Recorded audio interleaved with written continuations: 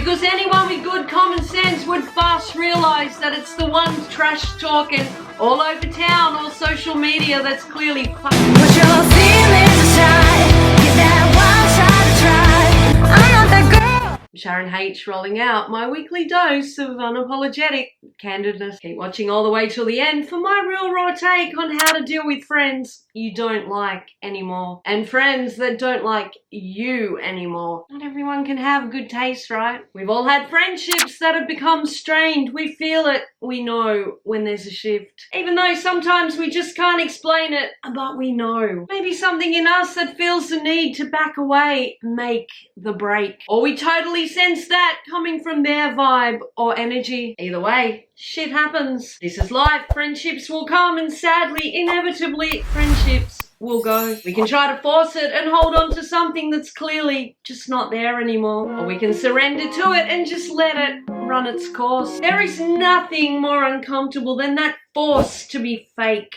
feeling. Hit the like button for me right now if you agree. I mean, part of being a mature adult is being polite when necessary. And I think this is a more stable action than being aggressive or hateful when forced into situations. But we don't have to force ourselves to continue associating with them. Whether to save face or sheer stubbornness to admit it's all but done and dusted. Odds are, if the friendship has got to this point, then both have felt the anxiousness, the unease. Even if one has yet to come to the realization that the friendship is about to end, I believe on some level, we've all known. We have most likely picked up when you could cut the air with a knife. We most likely know when they've been talking behind our backs. And if we're honest here, odds are we've began talking behind theirs too. Not necessarily out of malice, most likely hurt, bewilderment, or frustration. This then leaves us feeling inwardly awkward, perhaps a little guilty, but we are human. It's perfectly natural to vent. Perfectly natural to mull it over with others. When we've been belittled, embarrassed, or just sensing indifference, unease. This leads us to being fake around each other because both instinctively know. Both feel it deep within. Perhaps we've been thrust into being fake and making up bullshit avoidance excuses. Perhaps it's the way they behave and they're putting off others in our circle,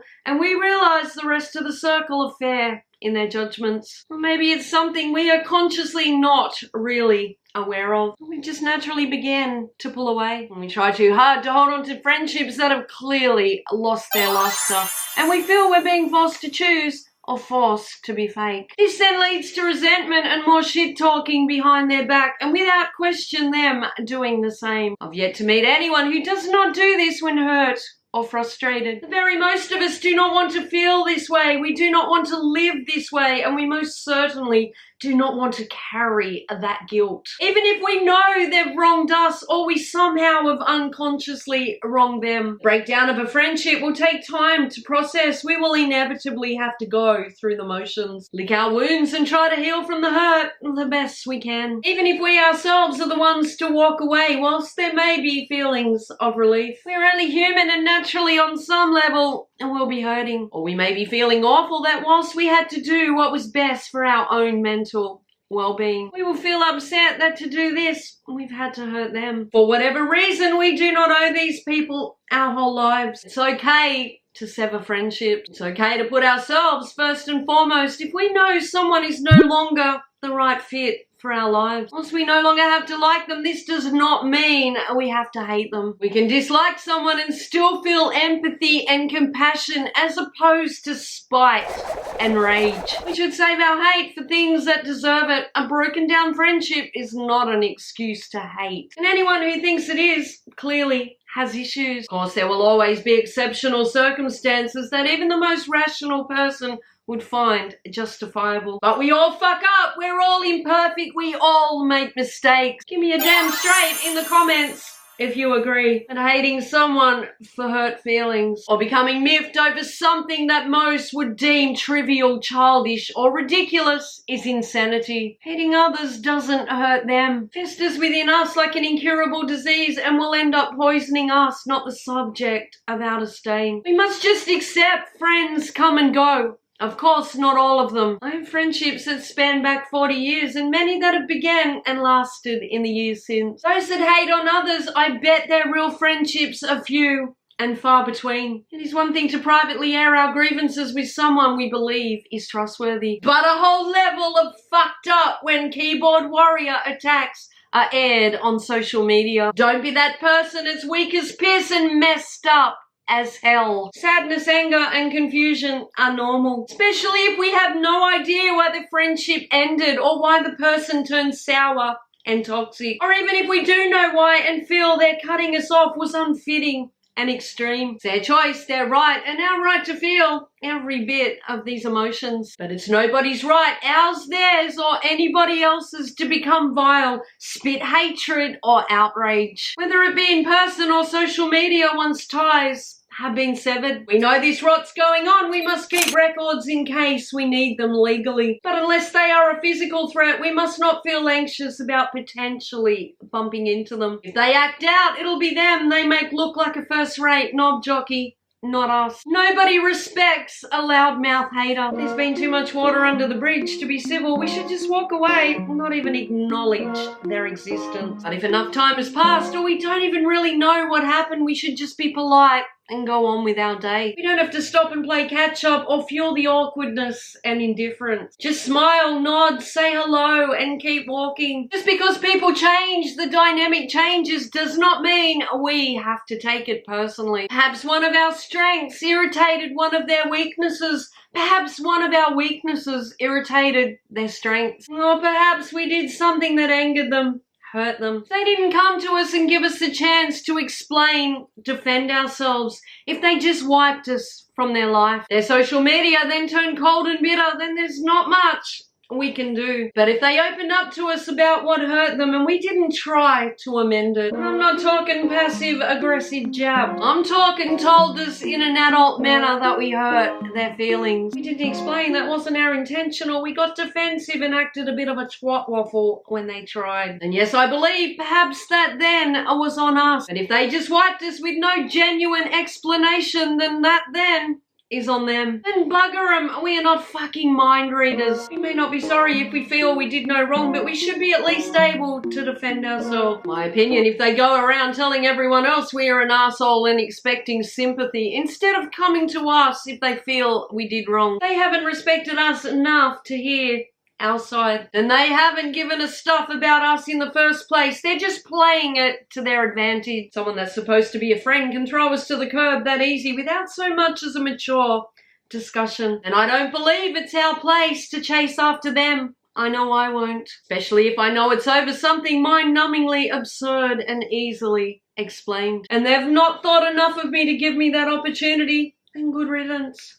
Because most of us do not intentionally go out of our way to try to hurt friends. But if we have and we're given the chance, we will most likely own it and try to fix it. Talking to mutual acquaintances or friends can serve us both good or bad. One, it can give a better perspective on whether they think them turning cold on us was in their character, or perhaps it was we ourselves in the wrong. But we also run the risk of them being unfairly biased, telling us what we want to hear, unless the consensus of a few agrees. And unless we know them to be completely trustworthy, we run the risk of them carrying tales, playing us against each other, or them stuck in the middle of a very awkward situation. We should try our best not to talk shit on the other person, just stick to facts. Yes, we've all talked shit amongst people we think we can trust in the heat of the moment or when hurt as hell. But reflecting back, the most of us realize it doesn't make them look bad, it makes us look bad. And likewise, we shouldn't fear them talking shit on us, especially if others know we've been damn good to the person. Whilst they might not speak up in our defense in fear of copying the same wrath, I reckon you can pretty much bet your peach fuzz ass they'll be more mortified by them than us. In my opinion, any so-called friend that becomes a hater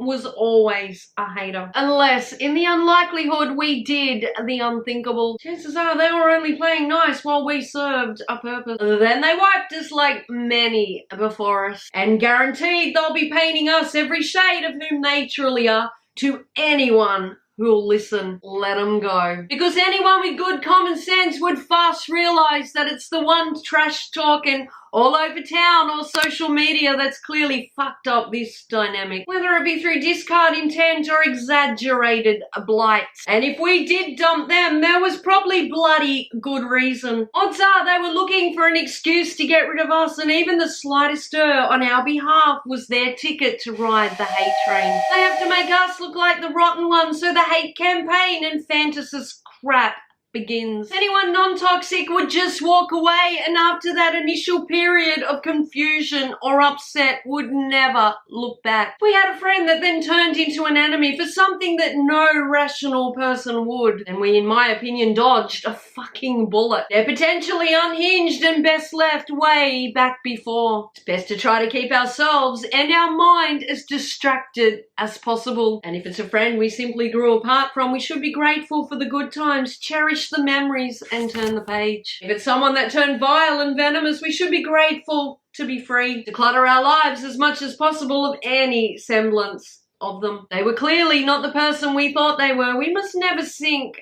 to their level. That's their karma. They'll one day have come back around. We cannot let it become ours. We can join a group, whether online or in person. Take up a hobby, hang with other friends. Just do something. Anything to shift focus from what we lost or what we feel we lost. We can't hold on to something that's just not there. Trust me, if we lost a toxic frenemy, we lost nothing but baggage we do not need. Odds are, if they're toxic towards us, we and many others would have witnessed that toxicity towards others, and most likely felt anxious and unrest around them anyway. We will meet new people and make new friends, but we must first let go of baggage of old. If someone is no longer the right fit for us, they are taking up unnecessary space in our mind, our life. We need to make more room for people more suited to come in. People will be open to us if we are not carrying bitterness in our heart for longer than rational. People will be closed off to them if they're obsessively hating on a former friend or acquaintance. They can only hurt us if we let them. They are ultimately hurting themselves. Life is short, and too damn short to be pining or whining over people not meant for us. The universe works in mysterious ways. We'll place people in our lives for different seasons and for a multitude of differing reasons. So they turn out to be a blessing or a lesson, both have served a purpose that in some sense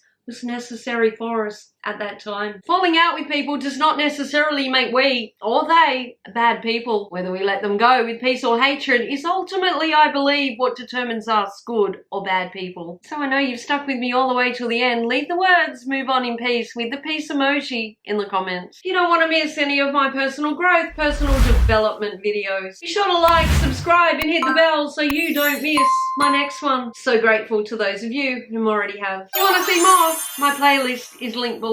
Thanks for watching. See ya. Break out of your shell, meet me halfway.